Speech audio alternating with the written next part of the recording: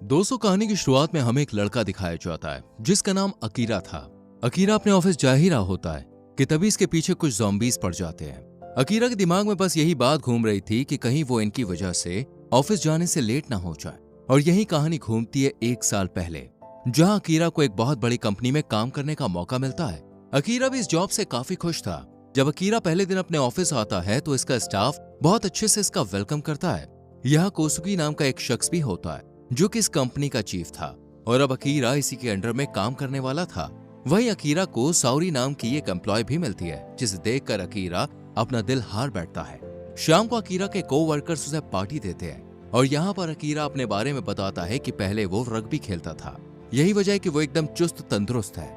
जब पार्टी खत्म होती है तो अकीरा इन सबको बाय बोलकर अपने घर जाने लगता है, पर कोसुकी उसे बताता है कि हमें दोबारा ऑफिस जाना है क्योंकि अभी बहुत काम बाकी है। ये कंपनी अपने वर्कर्स को बहुत काम देती थी, जिस वजह से वर्कर्स लेट नाइट ड्यूटी करते थे। यहाँ अकीरा लगातार 2 दिन और 2 रातें काम करता है और फिर थका हारा अपने घर जाता है।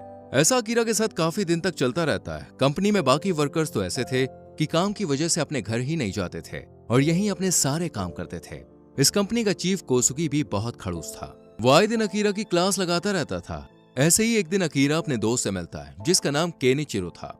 अकीरा की बात सुनने के बाद केनिचिरो उसे सलाह देता है कि तुम इस जॉब को छोड़ दो और अपनी मर्जी से अपनी लाइफ को एंजॉय करो। वहीं केनिचिरो अकीरा को अपने काम के बारे में बताता है और साथ ही कहता है कि मैं एक मॉडल के साथ डेट भी कर रहा हूँ। यानी केनिचिरो की लाइफ बहुत अच्छी चल रही थी।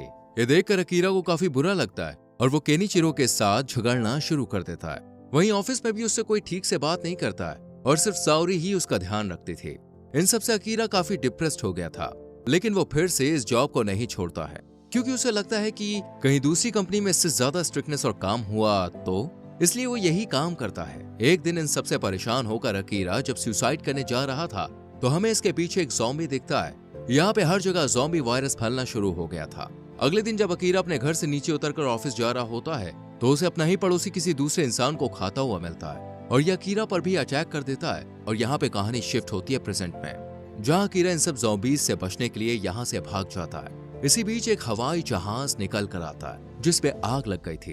अकीरा चारों तरफ देखता है तो उसे पूरा शहर तबाह मिलता है और अब सभी लोग ज़ॉम्बी बने हुए थे। ये देखकर अकीरा ऑफिस नहीं जाता और खुश होने लगता है क्योंकि इसे काफी लंबे समय बाद छुट्टी मिली थी।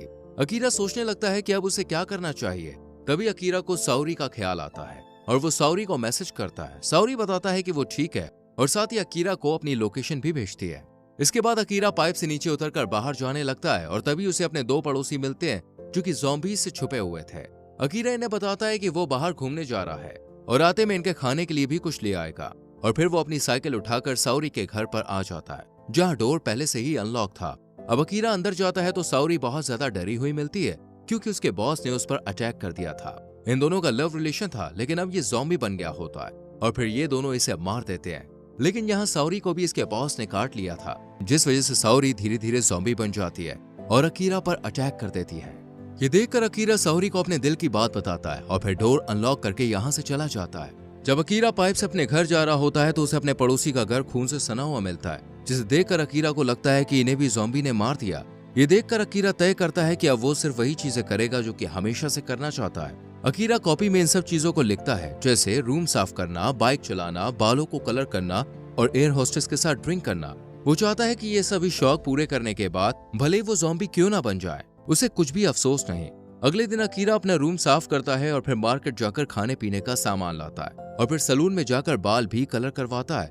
लेकिन उसे ये कलर अच्छा नहीं लगता, इसलिए वो फिर से ब्लैक बाल रख लेता है। अब अकीरा बिल्डिंग पर अपना पोर्ट्रेट बनाता है और फिर पटाखों की दुकान से बहुत पटाखे लेके आता है। लेकिन रास्ते में आते वक्त अकीरा के पीछे ज़ॉम्बीज लग जाते हैं, जिनसे बचने के लिए वो साइकिल को यहीं छोड़कर यहाँ खड़ी बाइक पर सवार होकर इनसे दूर चला जाता है। यानी अब अकीरा का बाइक चलाने का सपना भी पूरा हो गया था। रात में अकीरा एक टावर के पास जाता है और पटाखों को छुड़ाने लगता है। एक दिन में अकीरा ने अपनी काफी विशेष पूरी कर ली थी। अगले दिन अकीरा सॉस लेने के लिए स्टोर जाता है, जहाँ उसकी मुलाकात शिजुका नाम की लड़की से होती है जो कि बहुत खूबसूरत थी। अकीरा जब उससे बात करने की कोशिश करता है तो शिजुका कहती है कि तुम्हें ऐसे वक्त में सिर्फ जरूरी चीजें ही लेनी चाहिए। और तभी बाहर एक आदमी के चीखने की आवाज आने लगती है, जिसे बचाने के लिए अकीरा बाहर जाता है और जो 2 ज़ॉम्बीज होते हैं वो स्टोर में घुस आते हैं। यहाँ शिजुका ही उन दोनों को मार गिराती है। ये देखकर अकीरा कहता है कि क्या हम एक साथ रह सकते हैं। इस पर शिजुका कहती है कि मैं एक लापरवाह इंसान के साथ अपने आप को खतरे में नहीं डाल सकती, और फिर वो यहाँ से चली जाती है। अब शाम को जब अकीरा अपने घर पे होता है तो उसे अपने दोस्त केनिचिरो की याद आती है। अकीरा इसे कॉल करता है, जिस पर हमें पता चलता है कि केनिचिरो एक लव होटल में छुपा हुआ है। अकीरा केनिचिरो से कहता है कि मैं तुम्हें लेने आ रहा हूँ, लेकिन केनिचिरो को इसकी बात पर यकीन नहीं होता। इसके बाद अकीरा बाइक पर इसे लेने चला जाता है। रास्ते में अकीरा को बहुत से ज़ॉम्बीज मिलते हैं, लेकिन अकीरा इनसे बचकर भाग जाता है और फिर एक ब्लूटूथ निकाल कर दूर फेंक देता है, जिसकी आवाज की तरफ ज़ॉम्बीज अट्रैक्ट हो जाते हैं। और इधर अकीरा अपने दोस्त से मिलता है। अकीरा केनिचिरो से माफी मांगता है। केनिचिरो भी अकीरा से कुछ कहने ही वाला था कि तभी यहाँ पर ज़ॉम्बीज आ जाते हैं, जिसे अंदर बंद करके ये दोनों छत पर चले जाते हैं और फिर एक 5 स्टार होटल में मजे से पार्टी करते हैं। इसी बीच केनिचिरो को अकीरा की बकेट लिस्ट मिलती है, जिसमें अकीरा ने 100 में से सिर्फ 12 चीजें ही की थी। ये देखकर केनिचिरो हंसने लगता है और अकीरा से कहता है कि अब हम आजाद हैं, जो चाहे वो कर सकते हैं। अकीरा अपनी लिस्ट में सुपर हीरो बनने का ड्रीम और ऐड करता है। अकीरा देखता है कि टोक्यो में ये वायरस बहुत ही तेजी से फैल रहा है, इसलिए वो अपने दोस्त से कहता है कि हमें जल्द ही टोक्यो छोड़ देना चाहिए। साथ ही अकीरा कहता है कि हमें उससे पहले मरीन एक्वेरियम जाना है और वहां से स्पेशल सूट लेना है, जिसमें से शार्क भी हमारा कुछ बिगाड़ नहीं सकते। इसलिए अकीरा भी उस सूट को लाने के लिए कहता है ताकि ज़ॉम्बीज से बच सके। अगले दिन ये दोनों खाने का सामान लेने एक स्टोर में जाते हैं, जिसके बाहर इन्हें एक आरवी खड़ी दिखती है। ये देखकर अकीरा इसमें सफर करने की सोचता है, क्योंकि ये भी उसका एक ड्रीम था। इसी बीच एक बस में आग लग जाती है, जिसमें सवार लोग टोक्यो से बचकर जा रहे थे।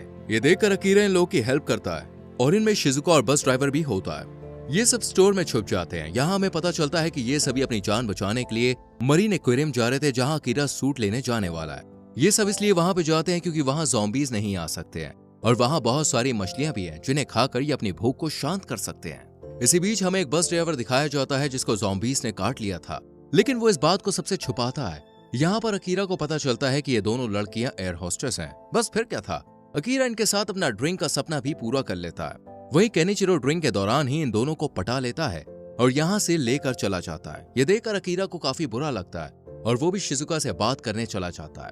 शिजुका अकीरा से कहती है कि यह सिचुएशन बहुत ही सीरियस है, हमें हर समय सतर्क रहना चाहिए। तभी बस ड्राइवर ज़ॉम्बी बनकर इन पर हमला कर देता है, पर ये दोनों बचकर भाग जाते हैं। वहीं जो केनिचिरो 2 लड़कियों के साथ पार्टी कर रहा था, इन दोनों लड़कियों पर भी ज़ॉम्बी अटैक कर देता है।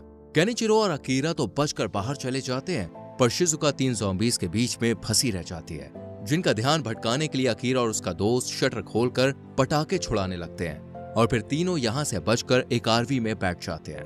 अकीरा शिजुका से कहता है कि हम भी एक्वेरियम की तरफ जा रहे हैं, अगर चाहो तो हम तुम्हें वहां तक छोड़ सकते हैं। इस पर शिजुका राजी हो जाती है। अब ये तीनों रास्ते में काफी एंजॉय करते हैं। ये लोग सर्फिंग बोर्ड पर योग करते हैं, पैराग्लाइडिंग करते हैं, साथ ही आखिर में हॉट स्प्रिंग में नहाते भी हैं। शिजुका को भी इनकी कंपनी काफी पसंद आती है, इसलिए वो नहीं चाहती थी कि अब वो इनसे अलग हो।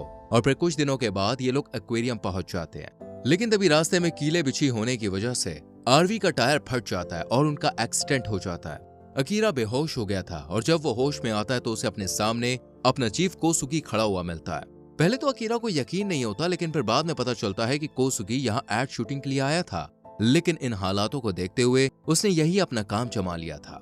अब जो भी यहाँ ज़ॉम्बी से बचने के लिए रहने आता है, कोसुगी उन सब लोगों से जबरदस्ती काम करवाता है और ये लोग भी खाने की वजह से चुपचाप इसकी बात मानते हैं, क्योंकि यहाँ खाने के लिए बहुत सारी मछलियां थी। अकीरा को अपने पड़ोसी भी दिखते हैं, जिन्हें वो मरा हुआ समझ रहा था। अब शिजुका और केनिचिरो को भी यहाँ काम पर लगा दिया जाता है। कोसुगी अकीरा को दिखाता है कि उसके मेन डोर पर बहुत सारे ज़ॉम्बीज बंद कर दिए हैं, ताकि कोई भी यहाँ से खाना ना चुरा सके। और जब खाने के ट्रक्स यहाँ आते हैं तो ये लोग आवाज की मदद से इन्हें एक तरफ कर देते हैं और ट्रक आसानी से अंदर आ जाते हैं। कोसुगी अकीरा से कहता है कि अगर तुमने यहाँ काम नहीं किया तो तुम्हारे दोस्तों को इन ज़ॉम्बीज का निवाला बना दिया जाएगा। ये सुनकर अकीरा यहाँ काम करने लगता है। यहाँ पर इन लोगों को बहुत ही कम खाना दिया जाता है। ये देखकर अकीरा को काफी गुस्सा आता है, लेकिन अकीरा का पड़ोसी उसे शांत कर देता है और कहता है कि वो तुम्हारे साथ हमें भी फेंक देंगे। अकीरा भी इसकी प्रेग्नेंट वाइफ को देखकर कुछ नहीं करता।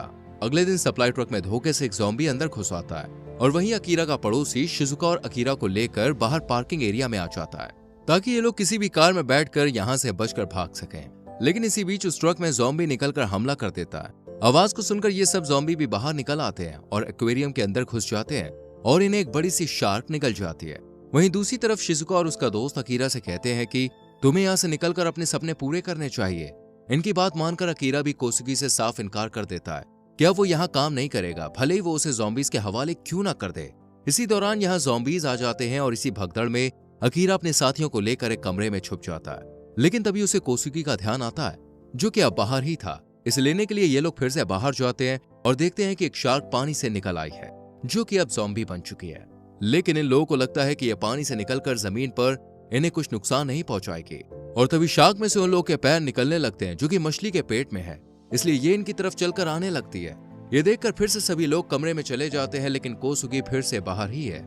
इसलिए कोसुकी को बचाने के लिए ये लोग वही स्पेशल सूट पहनकर बाहर आते हैं और शार्क ज़ॉम्बी से लड़ने लगते हैं। इधर शिजुका इन ज़ॉम्बी को हटाने के लिए 2 माइक ऑन करके पानी में फेंक देती है, जिसे देखकर सभी ज़ॉम्बीज पानी में कूद जाते हैं। लेकिन शार्क दोस्तों अभी भी इनके पीछे थी, इसलिए शिजुका तय करती है कि बैटरीज हाथ में लेकर इसी मुक्के से इसकी नाक पर हिट करेगी, क्योंकि शार्क की नाक काफी कमजोर होती है। और शिजुका के कहने पर अकीरा ठीक ऐसा ही करता है और शार्क यहाँ बैटरी के करंट की वजह से मारी जाती है। इसके बाद ये सभी लोग ये जगह छोड़कर चले जाते हैं और रास्ते में केनिचिरो ड्रीम में लिखता है कि वो कॉमेडियन बनना चाहता है। वहीं शिजुका भी अपने ड्रीम में बताती है कि वो एक डॉक्टर बनना चाहती है और यहीं से इनकी नई लाइफ की शुरुआत होती है।